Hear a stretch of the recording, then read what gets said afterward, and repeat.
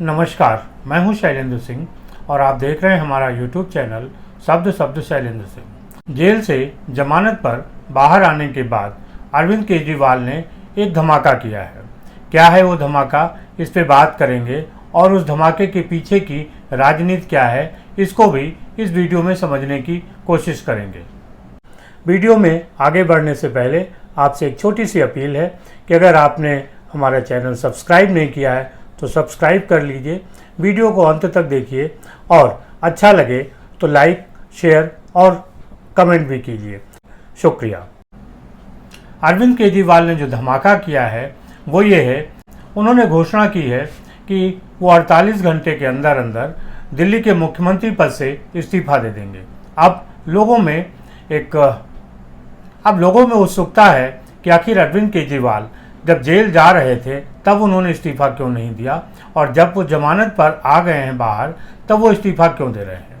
इसको समझने के लिए देखना होगा कि किस तरीके से सुप्रीम कोर्ट ने उनकी जमानत दी है। सुप्रीम कोर्ट ने जमानत देते समय कहा कि अरविंद केजरीवाल मुख्यमंत्री कार्यालय में नहीं जाएंगे, मुख्यमंत्री के रूप में किसी भी फाइल पर हस्ताक्षर नहीं करेंगे, ना ही वो कैबिनेट की बैठक बुला सकते हैं और केस के बारे में भी वो कोई बातचीत नहीं कर सकते हैं। तमाम शर्तों के बाद अरविंद केजरीवाल बाहर आए हैं। ऐसे में पहली बात तो ये है कि अरविंद केजरीवाल को लगता है कि जो उन पे शर्तें लगाई गई हैं उनके चलते उनको मुख्यमंत्री के रूप में काम करना काफ़ी कठिन होगा और उन्हें एक एक काम के लिए सुप्रीम कोर्ट की सहमति लेनी होगी। लिहाजा अगर कोई दूसरा मुख्यमंत्री होगा तो वो आसानी से उस कामों को कर सकेगा। तो पहला कारण ये है। लेकिन इसके पीछे एक दूसरा कारण है कि आखिर अरविंद केजरीवाल ने तब इस्तीफा नहीं दिया जब वो जेल जा रहे थे, अब वो इस्तीफा क्यों दे रहे हैं। असल में अरविंद केजरीवाल और आम आदमी पार्टी ये मान रही है कि अरविंद केजरीवाल को जमानत नहीं मिली है, बल्कि केस से उनको बरी कर दिया गया है और यही बात वो जनता को समझाना चाहती है। जब अरविंद केजरीवाल को जमानत मिली उसके बाद न केवल अरविंद केजरीवाल बल्कि उनके साथ जो इंडी गठबंधन के तमाम लोग थे वो और दूसरे नेताओं ने ये कहना शुरू किया कि संविधान की जीत है, अरविंद केजरीवाल की जीत है, अरविंद केजरीवाल बाहर आए हैं। अरविंद केजरीवाल जमानत पर बाहर आए हैं, उन्हें इस मुकदमे से किसी तरीके की छूट नहीं मिली है या वो दोष मुक्त नहीं हुए हैं। तो अब आम आदमी पार्टी इस बात को प्रचारित करना चाहती है कि अरविंद केजरीवाल दोष मुक्त हैं और उनको फर्जी तरीके से फंसाया गया था। आम आदमी पार्टी का कहना है कि जिस समय अरविंद केजरीवाल जेल में थे, अगर उस समय वो मुख्यमंत्री इस्तीफा दे देते तो भारतीय जनता पार्टी की जो रणनीति थी मुख्यमंत्रियों को जेल में डाल के उनकी पार्टी को ख़त्म करने की, वो सही साबित हो जाती। इसलिए भारतीय जनता पार्टी की रणनीति सफल न हो, इसलिए अरविंद केजरीवाल ने जेल में जाने के बाद इस्तीफा नहीं दिया। अब वो इस्तीफा इसलिए देना चाहते हैं क्योंकि सुप्रीम कोर्ट ने उनको जमानत दे दी है, यानी उनको दोष मुक्त कर दिया है। ये बात जनता के बीच ले जाना चाहते हैं। अब वो चाहते हैं कि उनकी जगह पे कोई दूसरा मुख्यमंत्री बने और वो सरकार चलाए। दिल्ली की सरकार को बहुत दिन का समय नहीं है, फरवरी में दिल्ली विधानसभा के चुनाव होने वाले हैं। ये भी हो सकता है कि नवंबर से फरवरी के बीच दिल्ली विधानसभा के चुनाव हो जाए। ऐसे में एक अंतरिम मुख्यमंत्री के रूप में आम आदमी पार्टी किसी और के कंधे पर बंदूक रखना चाहती है, जिससे ये हो कि ईमानदारी का एक जो तमगा है वो लगा रहे और इस्तीफे का जो एक विक्टिम कार्ड है उसका लाभ अरविंद केजरीवाल को मिल जाए। सिर्फ अरविंद केजरीवाल ही नहीं बल्कि मनीष सिसोदिया भी मुख्यमंत्री नहीं बनेंगे, ये बात अरविंद केजरीवाल ने साफ कर दी। अब एक सवाल ये है कि आखिर दिल्ली का मुख्यमंत्री कौन होगा। तो भारतीय राजनीति में बहुत सारे ऐसे उदाहरण हैं जिनके जरिए आम आदमी पार्टी भी अपनी समस्या का समाधान कर सकती है। सबसे पहला उदाहरण है बिहार का, जहां लालू यादव जब जेल गए तो उन्होंने अपनी पत्नी राबड़ी यादव को मुख्यमंत्री बना दिया। एक दूसरा फार्मूला है जो कांग्रेस से है। जिस तरीके से सोनिया गांधी ने मनमोहन सिंह को आगे करके पूरे 10 साल सरकार चलाई, उसी तरीके से अरविंद केजरीवाल भी दिल्ली के मुख्यमंत्री के रूप में किसी अपने भरोसेमंद को आगे बैठाकर दिल्ली सरकार चला सकते हैं। एक सवाल बार बार ये पूछा जा रहा है कि आखिर अरविंद केजरीवाल इस्तीफा क्यों दे रहे हैं। वो दिल्ली विधानसभा को भी भंग कर सकते हैं। असल में दिल्ली विधानसभा को भंग कर सकते हैं, लेकिन इसका फैसला एलजी के हाथों था। तो ये ज़रूरी नहीं था कि अरविंद केजरीवाल इस्तीफा देके दिल्ली विधानसभा को भंग करने की सिफारिश करते और जो चुनाव कराने की उनकी रणनीति होती वो सफल हो जाती। हो सकता है कि एलजी और जो चुनाव आयोग है वो चुनाव को टाल देता। इस तरीके से अरविंद केजरीवाल ने कोई जोखिम लेने की कोशिश नहीं की।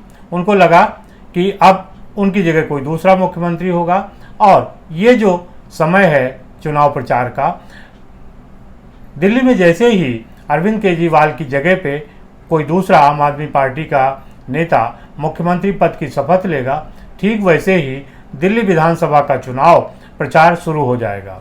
दिल्ली विधानसभा के चुनाव प्रचार में जो सबसे बड़ी दिक्कत आने वाली है वो है कांग्रेस और आम आदमी पार्टी का क्या होगा। अभी तक जिस तरीके का माहौल लग रहा है, जिस तरीके से कांग्रेस आम आदमी पार्टी की आलोचना कर रही है, उससे साफ है कि दिल्ली विधानसभा का जो चुनाव है वो आम आदमी पार्टी और कांग्रेस मिलकर नहीं लड़ेंगे। आम आदमी पार्टी के लिए सुविधा ये है कि अरविंद केजरीवाल का चेहरा मुख्यमंत्री के रूप में वहाँ सबसे मजबूत चेहरा है और उसके मुकाबले कांग्रेस और भारतीय जनता पार्टी के पास कोई वैसा चेहरा नहीं है। ऐसे में अगर चेहरे के नज़र से देखें तो पहली लड़ाई आम आदमी पार्टी ने जीती हुई है। अब ये देखना है कि जो भ्रष्टाचार के आरोप लगे उसका क्या होता है। अरविंद केजरीवाल ने ये नहीं कहा कि वो आगे मुख्यमंत्री नहीं बनेंगे। उन्होंने कहा कि आगे भी वो मुख्यमंत्री बन सकते हैं। जनता की अदालत में जा रहे हैं, जनता उनको मुख्यमंत्री बनाना चाहेगी तो फिर वो मुख्यमंत्री बनेंगे। हालांकि इस तरीके का काम बहुत पहले भी केजरीवाल कर चुके हैं। लोकसभा के चुनाव में भी प्रचार करते समय उन्होंने कहा था कि अगर जनता वोट दे देगी तो वो जेल नहीं जाएंगे, लेकिन दिल्ली की जनता ने आम आदमी पार्टी को वोट नहीं दिया और आम आदमी पार्टी दिल्ली में लोकसभा का चुनाव नहीं जीत पाई।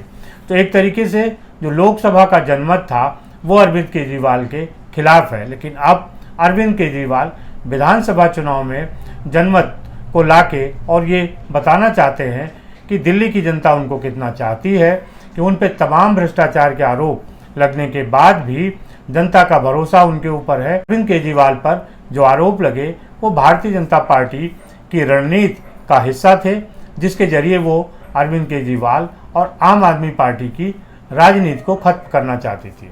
दिल्ली के मुख्यमंत्री के तौर पे ये कहा जा रहा है कि जो आम आदमी पार्टी विधायक दल के नेता हैं, विधायक हैं, वो अपने विधायक दल का नेता चुनेंगे और वही दिल्ली का मुख्यमंत्री होगा।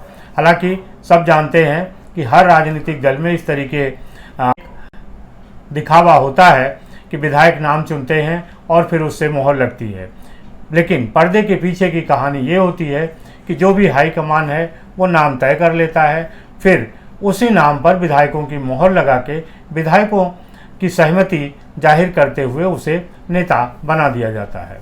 आम आदमी पार्टी भी यही कह रही है कि विधायक जो है अपना नेता चुनेंगे, लेकिन जिन लोगों का नाम चल रहा है उनमें आतिशी, सौरभ और खुद अरविंद केजरीवाल की पत्नी सुनीता केजरीवाल का नाम भी आगे है। सुनीता केजरीवाल के सामने दिक्कत यह है कि वो अभी किसी भी सदन का सदस्य नहीं है, तो उस पर एक फार्मूला है कि 6 महीने के अंदर उन्हें किसी सदन का सदस्य बनना होगा।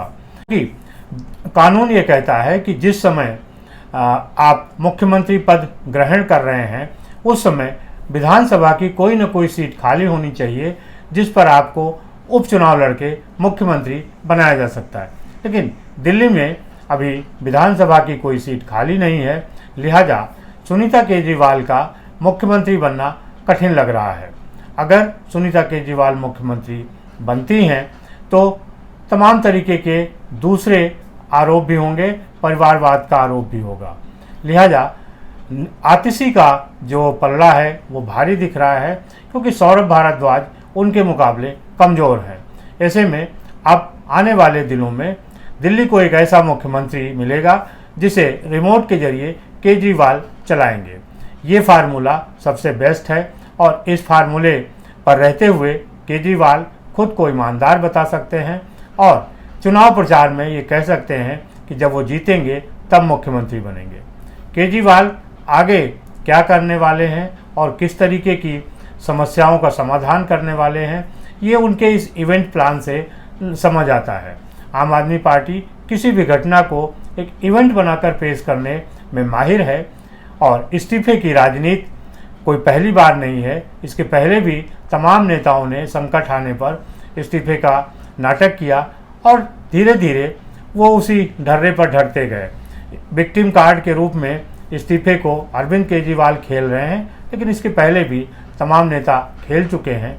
अब इस विक्टिम कार्ड का दिल्ली की जनता पर क्या असर पड़ता है ये देखने वाला है और ये दिखाई देगा दिल्ली की विधानसभा चुनाव के जब परिणाम आएंगे। आपको क्या लगता है ज़रूर बताइएगा। शुक्रिया, धन्यवाद।